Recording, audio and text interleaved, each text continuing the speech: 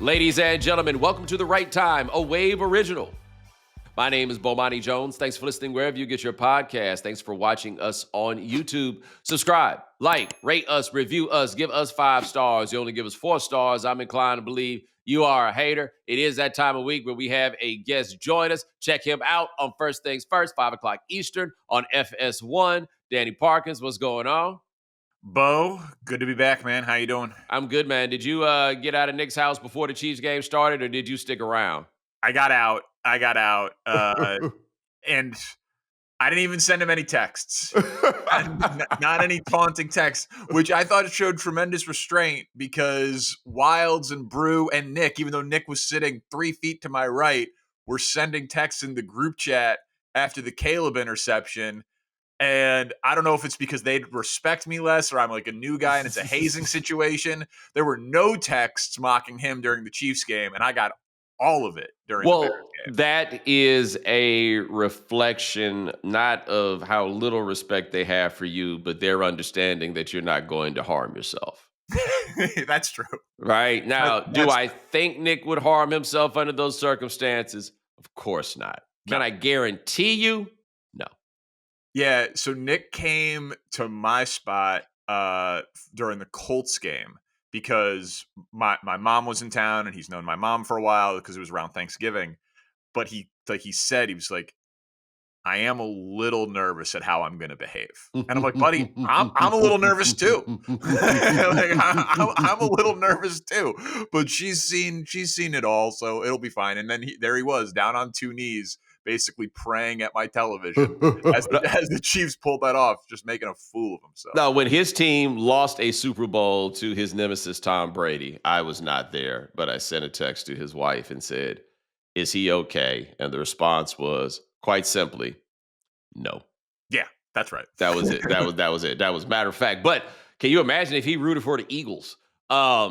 This is okay. So you and I have both done a good bit of radio, right? And you know what it's like when you see what's going on and you're like, all I got to do tomorrow is say the phone number, right? If I want to do a show with my own content, I can. Or we could just scream through all this brilliance that's not actually brilliance, but is radio brilliance that is going to come through. And I feel like that's what it has to be 5 days a week. If you do radio in Philadelphia, I would never have anything prepared. I would only show up to work with my keys and my wallet. I don't need to log on to my computer. I don't need to know anything because after last night where, okay, guys, yes, Jalen Hurts had 5 turnovers in a manner of speaking, but I don't feel comfortable giving him the 2 turnovers that were on the same play. And you're like, gee, Bomani, what do you mean he had 2 turnovers on the same play? Never seen it. Threw an interception. The interception was fumbled, which is something the Chargers fans know about in the worst way possible. Jalen Hurts recovers it, and then he gets hit, and he fumbles again, and the other team went and took it. He had 4 interceptions in this game. It was bad. It was bad. It was not a good look. By the way, the Chargers barely won. This was not encouraging, I would say, for them. But they're a one-handed quarterback who, actually, I got to give him credit. He was playing like a 2-handed quarterback. I don't really understand how exactly that happened, but if I was him, I wouldn't have been doing all that unnecessary clapping, right? like chill out, homie. Like, you ain't got to, you can show your love another way. But I can't imagine having anything tethered to the Eagles right now because is losing out on the board. We've seen them do this before. Right. A lot of people are, invoking 2023 and that collapse where they, lost 5 of 6 down the stretch and then got blown out in that playoff game. There's a lot there, but you're right about the radio thing. It's like you go in, you say the phone number, and then the first 5 calls will be like, what's Nick Foles doing? You know what I mean? Like people just saying all sorts of irrational shit that is going to be objectively hilarious. Maybe we should call Doug Peterson. So yeah, like that is just red meat to the base. And Jalen Hurts is one of the toughest quarterbacks to figure out that I can remember. Because to me, and I like to try to think of myself as a guy who watches the games, but also understands the stats and the analytics. Like My eyes tell me he is not a good thrower of the football. Yes. Their actions tell me that they do not think he is a good thrower of the football. Correct. They're highly paid, objectively highly talented wide receivers seem to think he's not a very skilled thrower of the football. And then in the Super Bowl, plural, he balls out. So I don't know. I'm like, well, damn, okay. So he's a gamer, he's clutch, he's a leader. Like all of those things I give him his flowers for. He's tough, he's a good runner, he's a weapon, like all of those things. But man, like of the 5 turnovers, the one that was the worst was the last one. You can't make that throw. You just can't. You're moving down the field with relative ease. Field goal to tie, touchdown to win. The underneath stuff was open the whole drive. The underneath stuff was open on that throw, and you force it down the field, and 2 different guys had a shot at the interception. Like, that's just a decision and a throw you cannot make. He doesn't have that arm. He doesn't have that pinpoint accuracy. So if the decision making and the clutchness, whatever stock you put into that trait is going to erode for him, he's a below average player. Yeah, the first thing I want to say, they will not lose out as they get the Raiders, the Commandos, the Bills, and the Commandos again. So they're probably going 3-1 on the way out. But I'm here to tell you, if they go call it 1-3 on the way out, that means they're going to lose in the first round, and that means it's going to be a everything must go sale on some level, right? Like they have a team that is incredibly talented and a head coach whose first 4 years are as good as anybody's first 4 years as you'll ever be able to think of in the NFL. And it feels like they're on the verge of you got to break this whole thing up, except for the fact that last year they were coming off a chaos year like this year, and they won a Super Bowl. And the year before the chaos win, they went to a Super Bowl. I don't understand anything about them. I don't understand how it is. Last year, world was furious with me, but not the whole world, just Eagles world, where I made the point, an unassailable truth.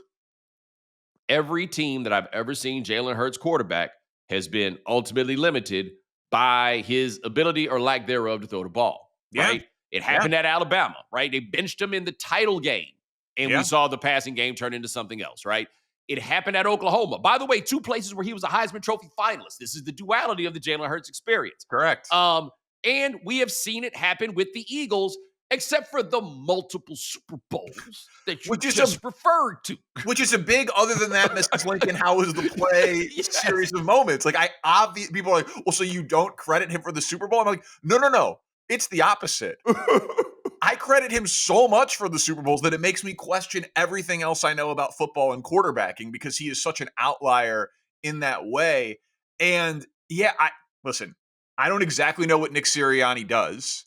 Like he's an offensive coach, and they've cycled through play callers, sometimes because the hires have been bad and sometimes because they go get head coaching jobs elsewhere. Like Shane Steichen seems to be a legitimately good coach in Indianapolis.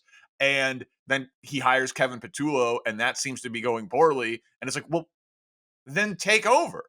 Like then you've been a play caller before. You're an offensive coach. Like fix it. So I don't know why Nick Sirianni, and he probably does in Philly, to your point, but it feels like he should get more heat nationally for it. But the results are so overwhelming there.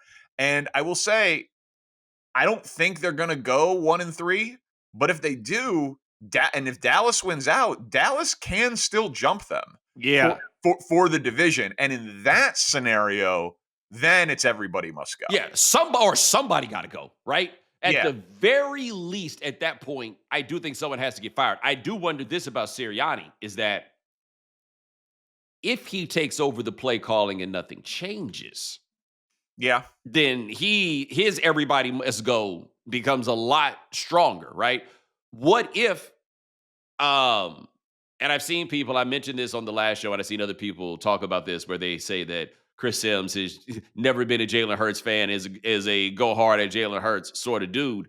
But what if the reason that Sirianni does not do this is he does in fact recognize that the problem is not the play caller, and the problem is the manner in which their quarterback operates the offense?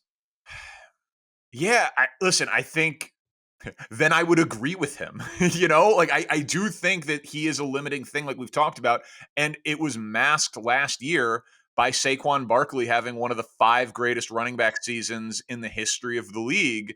And I saw Bill Barnwell put something out that he's like, Saquon Barkley is actually being unlucky this year, which we don't normally consider with running backs, but basically that his like rushing success rate on long runs, the plays that should go for 15 yards, last year were going for 50. And this year, the plays that should go for 15 yards are going for like 6. And that is just that there is actually some variance that we don't normally associate with that position that's happening there. Obviously, a ton of usage last year. There have been offensive line injuries. People clearly don't respect Hurts in the same way. But the other thing is, the most likely guy to go in the offseason is probably not going to help the passing game get better because it might end up just being A.J. Brown. Let me tell you something. I think they just going to have to deal with that. Because what he doesn't appear to be is a polarizing figure. I agree. Right? He seems to be speaking for a lot of people in that locker room. Yeah, like I don't get the. So the issue with Terrell Owens always was the reason that he was divisive is there were always some people on his side. Then it was the other people that hated his guts, and that's where you wound up with the issue. We're not getting any word out about this that AJ Brown is like tearing things up, right? And it doesn't seem like he acts a fool about this stuff or is difficult. Like anytime we see him in media talking about it, he seems very measured. And by the way, very correct, not saying anything that anybody with 2 eyes is not able to witness. And his critiques are typically broader than I need the ball. There is definitely we would be better if I got the ball. But it's also a heavy dose of, we got a lot of stuff that we're actually not out here doing correctly. And maybe we could get a little better at this. You listen to the people who are around the team, they'll seem to be ready to tell you that the problem is the quarterback and the people are tired of the way the quarterback does things. You could trade a wide receiver because you're tired of him. This isn't how the quarterback thing works. I don't know where they go find another one of those. No, I mean, it's got to be 99% that Jalen Hurts is back next year. It's got to be 100. It's got to be 100. Right? If not 100, like you don't move off of that guy. And so, but what do you do? Like what offense do you build around Jalen Hurts that isn't some version of we have to be the best rushing team in football? That's really the only path to it. And they might outlaw the tush push this year, which I don't think is going to hurt. Like I think Jalen Hurts will be the best sneak quarterback, even without the tush push. The guy can squat 650 pounds and they got a good offensive line. So I don't think that'll be that big of a deal. And he's not tall. And he's not right. Yeah, exactly. But it might be the situation where you peaked. It's reasonable. Yeah. You won a Super Bowl. You went to 2. He got a Super Bowl MVP. He's never going to be a great thrower. You gave him $250 million, and you're going to have a couple of years of frustration here. Yeah, they peaked argument. I worry about this with America's team, the Detroit Lions. Like I'm in it with him at least for a little while. But that's the fear and the concern. I'm gonna be a television producer right fast. I'm not saying that your television show would do this, and I want to be careful naming other television shows by name because I don't want to put you in an uncomfortable position there. But I would just simply say that somewhere, some point this week, maybe, it may be another week, depending upon how these two gentlemen play. Somebody's going to put it up on a screen. You're going to see it on a chyron. That's what they call it, the thing at the bottom of the screen. Bottom line, yeah. Who you got? Jalen or Shedeur? Oof.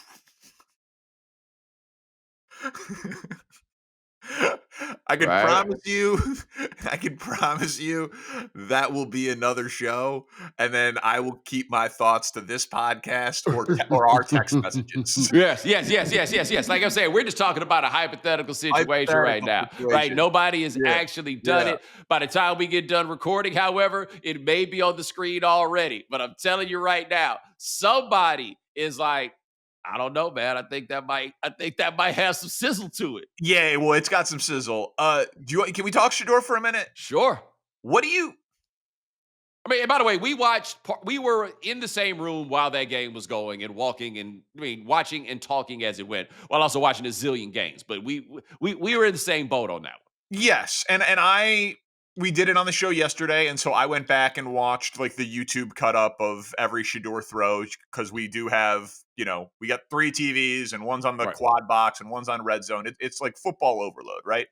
Um, Before I talk about like what I think Shedeur actually is, what is like the stew? Because it's clearly a lot of ingredients. Like if we just started like some of it is fame and some of it is just his father and some of it is confirmation bias. Like what is the stew that has made the media go insane on this? Because I think that this is people compare it to Tebow and I don't think it's wildly unfair. Like I feel like I am covering a story differently than 95% of our peers. And Yeah. it's very odd to me. Like I want to talk about this kid like he was a 5th round pick that the media got wrong before the draft and see if it works out. But no one else seems to be able to keep him within that prism. So it's interesting you say that because I made an argument a couple of weeks ago that he was not an underdog.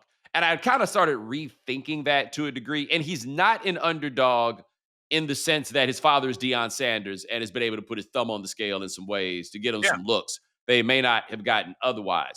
But if you do view him in the context of like he's a Cam Ward is the ultimate, right? 0-star recruit to number 1 overall pick with the places he went, right? But Yep. he's much more physically talented than Shedeur is, right? That's where it becomes interesting in trying to figure out exactly like who fits in as underdog. But the truth is, as you point out, he was a somewhat lightly recruited high school player who started at a historically black college and then moved up to a higher level where I was on record as saying he looked like a good FCS quarterback, but not necessarily a good FBS quarterback, and became a second team All American. To get to where he has gotten is actually a pretty big win, right? But that ain't enough for people now, is it? Right? And so I think the things you listed in the stew are certainly there, but I think that this is as much as anything else a reflection of the ways that we communicate with each other and the way that social media has poisoned our brains collectively, right?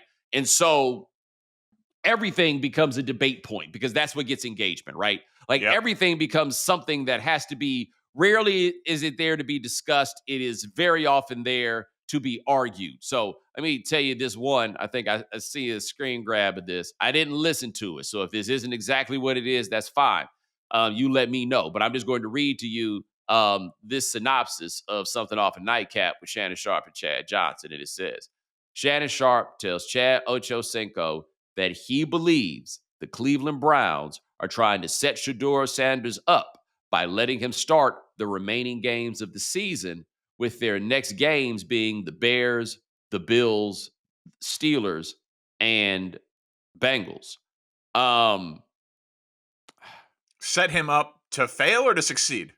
but they also told me that it was a setup, and I don't like saying they about just this random swap of people, but when he wasn't playing, it was a Oh, that, setup, right? yeah. But the reason I say that, and I think it's important to talk about that in the context of the stew, because also this list of games that you talk about, the Bengals, they got a Make a Wish Foundation on defense, and that's the end of the season. The Steelers, I mean, I don't know, right? The Bills don't have some great defense.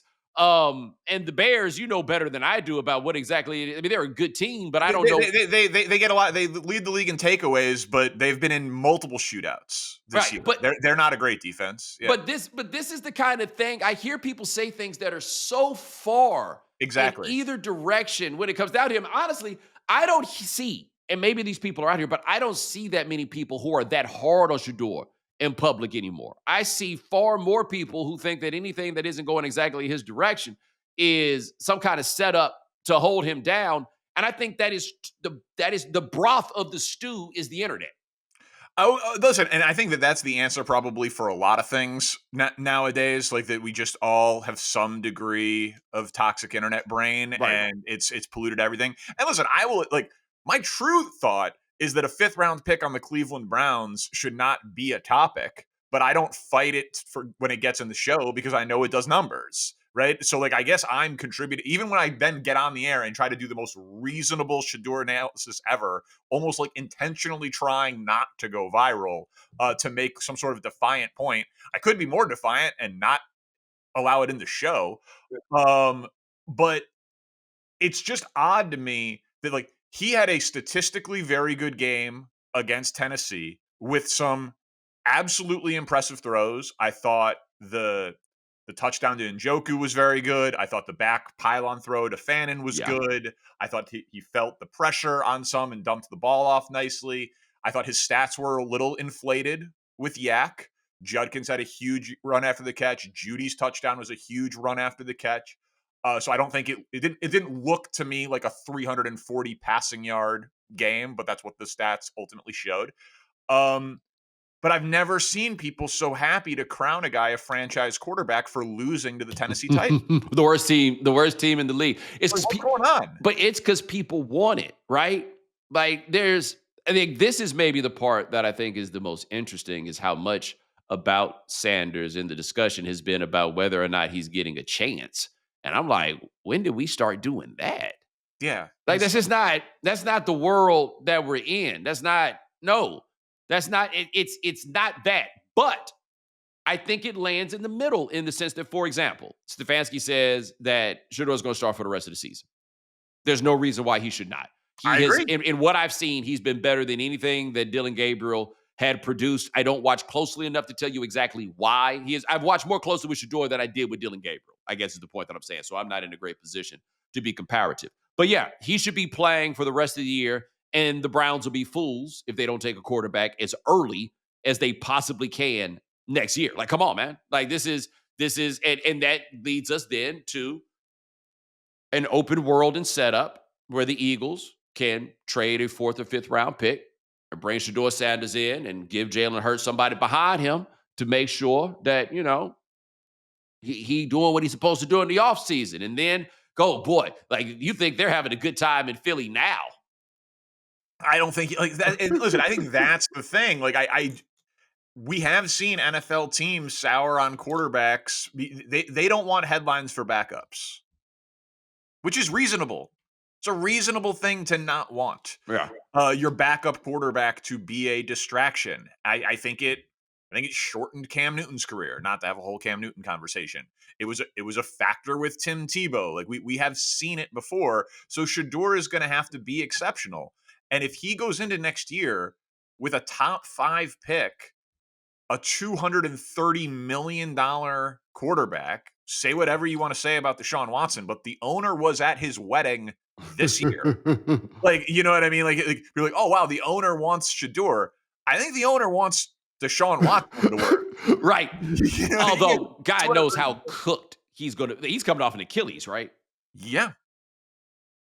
But Yeah. you're right. But no, you're absolutely right. That best case scenario for Jimmy Haslam is the renaissance of Deshaun Watson. Of course, that is what he is. I had completely forgotten about this. Dude, he is. It's the worst trade in NFL history by far. And he guaranteed his contract, and all of his billionaire friends hated him for it. Of course, he wants to get the last laugh on that. Like if next year you have a new coach, Shedeur Sanders, a top 5 pick, and Deshaun Watson, I mean, it's going to be on our show every day. It's going to be every day. When you put it like that, right? Like that, this is one of those when you put it like that scenario. Yeah, man. But who's trade? Like Shedeur would have to be. I can't even fathom what he would have to do the rest of the way for them to not use a top 5 pick on a quarterback. No. It's impossible. For me, there's nothing, right? I agree. Now, that being said, what quarterback have you seen? None. Right? Like I watched Francisco Mendoza the other night. Yeah. I mean, okay. If that's what we're doing, that's fine. That's the guy that people say, yeah. Listen, if the answer is this happens to be the year, the 2013 draft, like the Eric Fisher, the EJ Manuel, Deion Jordan, Lane Johnson, like that draft. Like if this happens to be that year, then okay. Like don't draft a guy you hate with a top 5 pick. I'm not like that's not a way to build a winning franchise. But assuming someone is there that your football Illuminati agrees in, to let a 5th round pick have 6 games to change your mind and make you go away from that would be completely Well, insane. you just have to really believe it, right? Like you'd You have have to to really be believe in it. in the position that, for example, Kyle Shanahan was in with Brock Purdy, where it reached a point where he was like, no, no, no. We really believe this. And for what it's worth, Brock Purdy, starting NFL quarterback, right? And I Yeah. think that the point that you make if you're on Team Shedeur about this is if Brock Purdy, who had a fairly similar collegiate profile to Shedeur Sanders, he was a very good college quarterback, although he was all over the place, he was still good. But if you think that he can become a starting quarterback, because we're not even talking about like I think we say franchise too much. Let's not even ask if he can become a franchise quarterback. If he can become a starting quarterback, an example of a starting quarterback would be Jalen Hurts, Brock Purdy, other guys of that caliber. If you think you got a starting quarterback, you buy in on that, right? But Yes, but I mean, but okay, I just those teams would say that those guys are franchise quarterbacks, I right? know they would say it. I know When, they when would you when you say give them it. $250 million, aren't they Right. franchise quarterbacks? Right. I think, but the problem is that's what they all get, right? Yeah. So, like, that's why I say we use the term so broadly, but those guys are really Tua Tagovailoa is a starting quarterback. Your guy Herbert, until proven otherwise, is a very good starting quarterback, Very right? good. Very good. Um, I look at this with the Browns, and if they get in the draft next year, if you don't see a first round pick as a quarterback, do you wind up doing, say, like the Steelers did with Kenny Pickett, where it's like, damn, we got to do this eventually. All right, man, let's go. All right, yeah. Go ahead and get one of those, right? Like you don't want to wind up in a situation where you're like shopping at the airport. Like, damn, I don't have a blank. I don't have headphones. I'm Yeah. about to get on this plane. Why do these headphones cost $500? And they ain't even got they ain't even got noise cancel. Right. You know, it's a tricky one. I think the Kenny Pickett situation is not. That's just not ever the answer. Right. Legit, it's never a good idea to reach and you because a first round pick is a tremendous asset if you hit on them at any position. Like, Yes. you know what I mean? If you draft a great right tackle with a first round pick, it's a huge cost saving things compared to what you would have to pay a great right tackle in free agency. So, like, hitting on first round picks is a supremely important way in building a good football team. So, I would not advocate for the reach for the Kenny Pickett level prospect situation ever. But man, you talk about sports radio in Cleveland in a Shedeur Sanders, Deshaun Watson quarterback battle, man. I don't know. Like I just because there's a lot of Browns fans who seem to believe. I Like, have not gone into the Cleveland radio. I love doing that from time to time. It's it's been a fun. while It's since fun. I've done. Oh, it's so much fun. Yeah. My favorite was the morning after LeBron won the second championship. Like I was calling shows and laughing. Like I was on with Rizzo. I think it was a Rizzo Goldhammer and those cats. Oh no. I'm always here to like, oh, I wonder what's going on up there in Cleveland right now. Yeah, Ken Carmen and Anthony Lima. That's the show Yes. that I rock with. They do a nice show in the mornings. Carmen could go insane sometimes. Lima tries to rein him in, but yeah, it's fun. Like it's fun to those are the markets like cold weather markets with passionate, beaten down sports fans. Yes. Where you're you know what I mean? Detroit, Cleveland, But that's why Philly. that's why Philly is so interesting because they're only beaten down because they fight so much. Yeah, right. Like Well, it's actually Philly, been pretty good for you guys. yeah, so I always say that Philly, New York, Boston is like the big three where like their fans think they're smarter than the GM. Like being mean is in their DNA. And Yes. then Chicago is like the capital of everybody else. Like we can be mean, but we're still like we like to think of ourselves as Midwestern nice. But Yes. but then like the places to do sports radio are cold weather city because local sports radio in LA, Houston. It's just Yeah. it's too nice out. Yeah.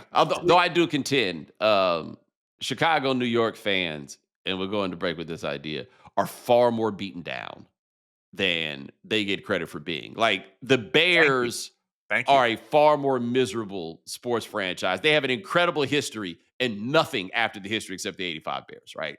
I'm at Madison Square Garden where they have an original six hockey team and I believe an original NBA franchise, like when leagues had 6 and 8 teams and have a combined 5 championships. 5 championships. Um, I've lived here. This is the 9th football season I've been here. Between 2 franchises, I've seen 1 good team this entire time. No, no, no, no, no. They don't get nearly enough credit around here for how much losing they watch. Even the Yankees, who have now not won a championship in 16 years, and that 16 years is the only one they've won in the last 25. When I was a little kid, the Yankees, by the way, were terrible. Like 80s before the run starts, terrible. They've taken a lot of L's up here. I don't feel Philadelphia, I feel like reasonably competitive, except the Sixers have done things to them. But Yeah, right. No, that's true. And my least favorite person on the internet is that Boston sports kid that holds up the sign at every championship, where he's like, "I've been to 9 championships and I'm 7 years old," and then he keeps updating it. I'm like, so they used to get beat down, and the one team, the Celtics were doing all the winning, but that schism, they got a weird relationship. Like the Bruins guaranteed to sell out. The Celtics better be good, right? That's kind of how Boston works. But all right, coming up next, if you don't know what I'm about to tell you, you're never going to believe it. And those of you who I haven't even said what it is know exactly what I'm talking about. It's that crazy. Coming up next. All right, we're back with Danny Parkins. I'm just going to have to just come out and say it. Because the Colts are down quarterbacks, Daniel Jones, torn Achilles, Anthony Richardson got a broken face. Phillip Rivers is going to come work out for the Colts. And if the workout goes okay, it sounds like they're going to let Phillip Rivers play for them. I need you to understand something about Phillip Rivers. Phillip Rivers is 44 years old. And not only is that really old to still be playing football, I heard this morning he has a biological child who is older than Riley Leonard, the Colts backup, because Riley Leonard might not be able to play this week either. Wait a minute.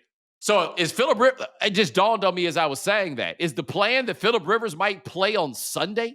That's impossible. I refuse to believe that. Hold on. I saw it said could be put on the practice squad and could be an option is how I saw the wording. I don't think. Okay. Hold on. All right. So backup Riley Leonard has a knee injury. And this is from Stephen Holder at ESPN. This is this is the lead in the next paragraph. The Colts quarterback saga has taken another twist. With starter Daniel Jones out for the season because of a torn right Achilles and backup Riley Leonard dealing with a knee injury, the Colts could, shockingly, turn to retired NFL great Phillip Rivers as an emergency solution. I want to say retired NFL great is a stretch. But yes, Phillip Rivers has not played since they couldn't even fill up the stadiums with people. People had masks on. 2020, the last time he played. He is a semifinalist for induction in the Hall of Fame this year. This year. This year. This is correct. Hold on. I'm sorry. I don't mean to interrupt you, but I didn't mean to interrupt you. I just read a paragraph in this that blows my mind. The Colts believe Rivers' familiarity could give them a realistic chance to stay competitive. I mean, stop. Stop. Now, okay. There's a lot of things to unpack here. You got to feel terrible if you're Riley Leonard. like he thought he was doing okay. He had risen up to be a backup quarterback in the NFL. Yes. He's young, and they're like, "Oh God, we need to call a grandpa." Yes, like that has to be super humbling. Also for Brett Rippon. So apparently, Brett Rippon is on the practice squad, and so it sounds like if Riley Leonard could not play this week, then they would bring up Brett Rippon, and then Phillip Rivers would then get on the practice squad to get. This is a movie. Okay. If a comedy, if it ends well, or it's a tragedy because he's going to get broken. I mean, how he can't be in shape to do this, right? This isn't Tom Brady, right? So let me tell you this about Tom Brady. I don't know if you've ever had anything like this happen, but I was doing radio for ESPN, and this is the TB12 stuff was coming up, Yeah. and I still got questions, but whatever, right? Yeah, no kidding. The most compelling thing I ever heard about the Tom Brady TB12 stuff. And remember, Tom Brady's big thing, and I do think that he was right about this, is that pliability was what was most important. Like the guys with the Yeah. greatest longevity are like the Ricky Hendersons and the Kareem Abdul-Jabbars. They were all flexibility yoga type guys, right? Like that's LeBron James is another great example. Like super, like flexibility is the game if you want to play for a long time. Okay, cool. So we're doing the show. And Trevor Price, former Pro Bowl defensive lineman, played for the Ravens, played for the Broncos, went to Clemson, right? He calls up because he's just listening on his way home. And he said, "Oh, no, no, no. It's much different when you hit Ben Roethlisberger versus hitting Tom Brady." He was like, when you hit Ben Roethlisberger, it's like hitting something made of glass. And he was like, and glass breaks. He said that when you hit Tom Brady, it felt like he melted into you. Like this idea of this like supernatural flexibility or whatever is that like once he knew the hit was coming, that he could just like steer into the skid, basically. And Wow. look, he did play. It's like why kids don't get hurt when they fall. Exactly, right? And look, he did play till he was 45. There's something to it. Yeah, Now, no, Brady was amazing. right. Now, Phillip Rivers. I have no idea what kind of dedication to physical fitness he does or does not have. Because on one hand, nothing about him indicates that he cares that much about physical fitness. But on the other hand, that also means he might be a little bit pliable because the one thing he's not in there doing is just throwing up weight every day, right? Like I imagine that Phillip Rivers with no shirt on looks like a pillow. Yeah. Yeah. But it might be a firm pillow, but a pillow nonetheless. Yeah, and like there's I've heard Gronk gets asked like, could Tom Brady quarterback still? And he always gives like a pretty reasonable answer. It's like, yeah, if he couldn't get hit. I absolutely believe that it's on the realm of possibilities that like Phillip Rivers' brain and arm is still NFL caliber-ish, right? Like Joe Flacco has had moments of looking good this year. Now he's 41 and Rivers is 44 and Flacco has been playing continuously. And in theory, Phillip Rivers has been playing with magnetiles and building blocks and playing with all those children that he has. So I understand that that's different, but like, I think it's totally within the realm of possibility that Phillip Rivers' ability to process a defense and his ability to hit a 15-yard out is better than Riley Leonard's. Like that seems reasonable to me.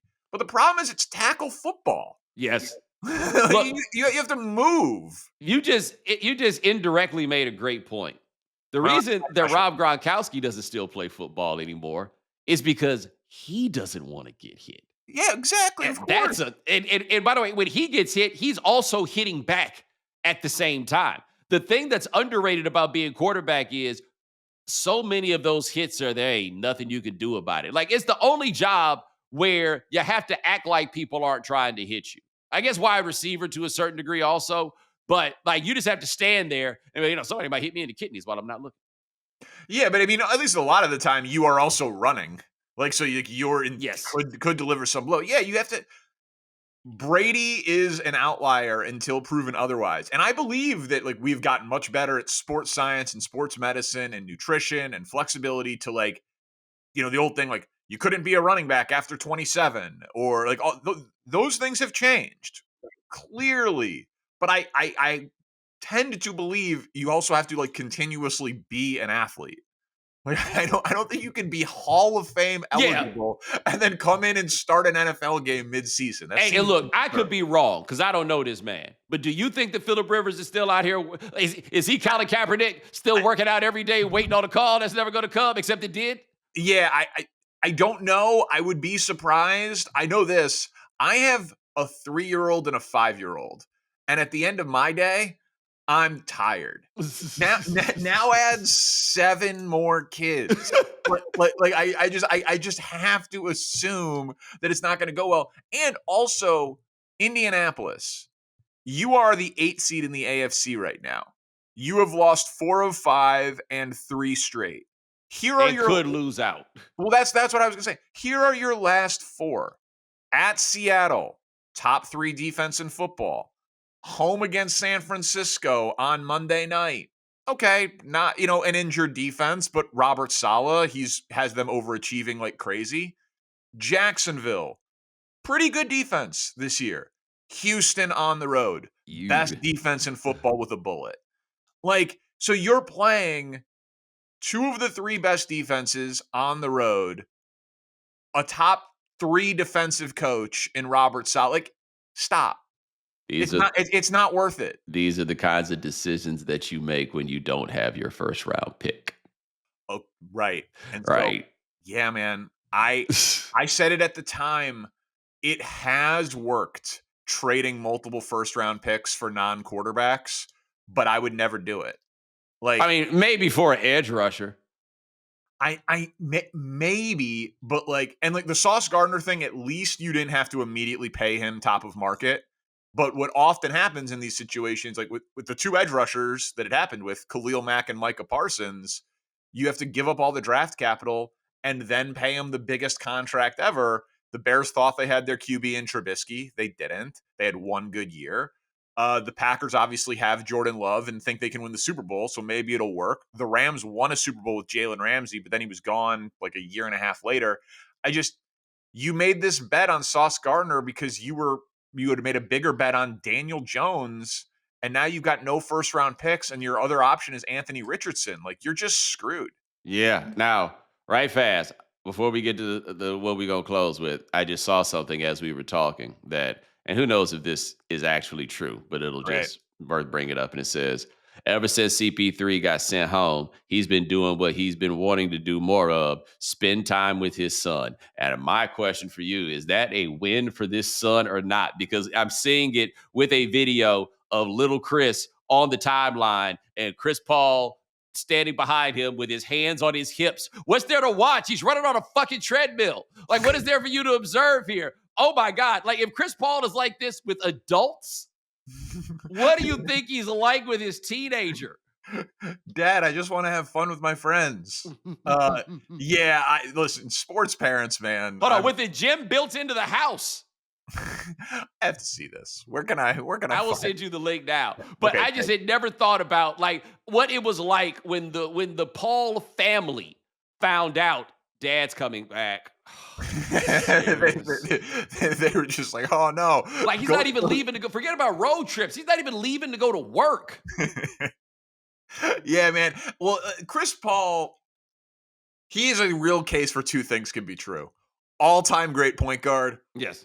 all-time pain in the ass. Yes. Yes. And those 2 things are not unrelated. Right, yeah. Absolutely. Michael Jordan, leadership has a cost. Yeah. There's definitely a connection here. Looking at your text now. Oh man. Yeah. I just can't imagine what it's like with Chris Paul standing there with his arms folded. No, that's gotta be miserable. It's tough break, man. Tough For break. all parties involved. You said what you were gonna close with, what we talked about at Yeah, man. Okay. And like these Syracuse guys come with their own material, and I appreciate it. Yeah, Lefko brings material. And I was thinking about, this is the type of thing that, I would maybe try to make some content with if I, still had a 4-hour a day radio show on a Wednesday. And now this is a 1-hour podcast on a Tuesday, but I live in Pleasantville. Okay. I don't know. I don't know if you watch My Friends and Neighbors, or if you're familiar with the concept. It's the John Hamm Apple TV show. John Hamm, New York finance guy, clearly has, 8 figures worth of money. But decides he would rather just like steal from his neighbors who have like expensive shit laying around their house that they haven't thought of, because no crime happens in these places. And so that's what the television show is based on. So I live in one of these places. I will not give away the specific suburb or the specific roads for identifying factors. Not really for me, but for these other people. But there's not any crime here. And so there's a free newspaper that goes out once a month that details the things that the police department has had called in, things that the cops have had to respond to. So I pulled some of these, and I think that they're would you have called the cops, basically. Here we go. An Ogden Road resident reported that she received 2 irate phone calls from her neighbor after she put a lock on a fence door between the two properties to keep her neighbor from walking into her yard. After police talked with both neighbors, the lock was removed and both agreed to stay out of each other's yards. This made it into the newspaper. Made it into the newspaper. Imagine calling the police over this issue. Here's another one. This might be my favorite, but we're gonna lead hot. After responding to a report of a blonde man in a striped shirt lying on the ground off Heathcote Road, police found a scarecrow on a front lawn.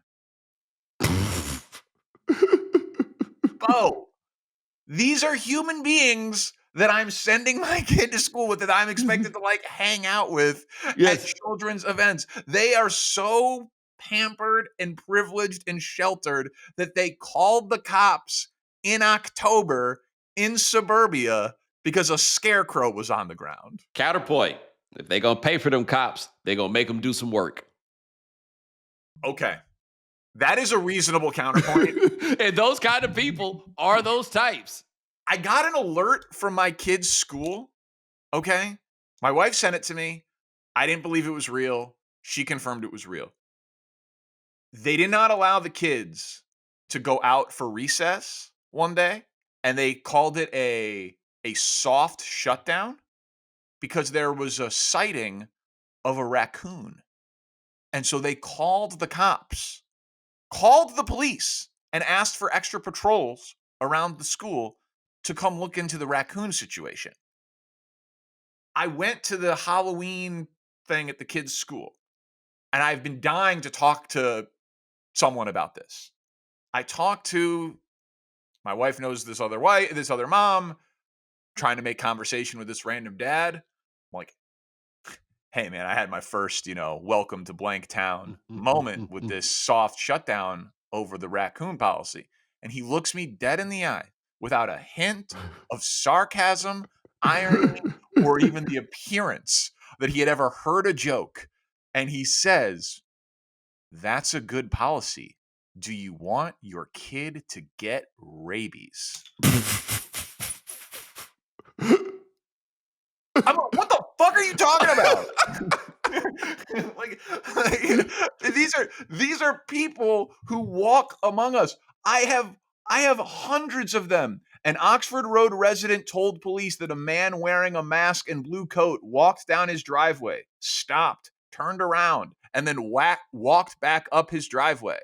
You called the cops. An East Parkway resident reported that she found several packets of sugar on the hood of her car at noon. She removed the sugar packets, but when she returned to her car at 4 p.m., she found more packets of sugar had been thrown onto the hood of her car. What am I supposed to do with these people? Hey, man, this also extends to one of my hotter takes that I used to bring up when it was a bit more controversial, which is, yes, there are many police officers who have very stressful, very dangerous jobs. And then there's the other 90% of them. Right? Not every police officer is out here working in the jungle, right? Right. Is out here working the South Bronx. No. Like when I lived in Miami, I was in Sunny Isles Beach. I used to look at the cops around there. I'm like, hey man, ain't nothing hard about your job. I'm sorry. I know there's a lot of things that are annoying. And in fact, you might even wish that there were some things about your job that were a little bit more difficult, because in your dreams, you out here, dun-dun, right? Like you think you want to do all that stuff, right? But in the end, you out here coming to rustle up them raccoons. That's like when the stuff start happening. I forget, one of those tragedies or whatever, and people are like, yo, the local authorities, why did those local cops, why didn't they go in there? Because cops who are capable of doing that don't work here. Right. They out here doing somewhere with they out here for real fighting crime. You know what I'm saying? Rest of these cops out here doing exactly what you talking about. Yes, it is an excellent point that used to be a hotter take. I would rather them not get the call. Like I would rather the tax dollars go to them just sitting in the precinct hanging out, because it's just embarrassing. Like it's an embarrassing that you cannot solve these problems. A blank Parks and Rec employee reported that a pink penis was spray painted on the tennis courts of the middle school sometime over the weekend. The caller requested extra police patrols after school and on weekends. What is going on? We've lost the plot as a society. Hey, man, you know what happened? Those people said to them, no, I don't have anything. I'm trying to come up with anything at all, and I have nothing. And so I apologize. Maybe these were not the best improv prompts. Oh, no. They were very good. Like, I was just thinking, though, as I said that, I was going to make, like, some larger societal observation. But I don't think I have one. Like this is that. Here's my question. Are they hitting? How many police officers do they have? Because I feel like somebody getting paid time and a half for this. Like, Yeah, that right. actually might be the most offensive part to you, is that y'all are paying time and a half for somebody to sit out there by the tennis court just in case somebody throws some meat out there. Dude, listen, the property taxes are the most offensive part about it.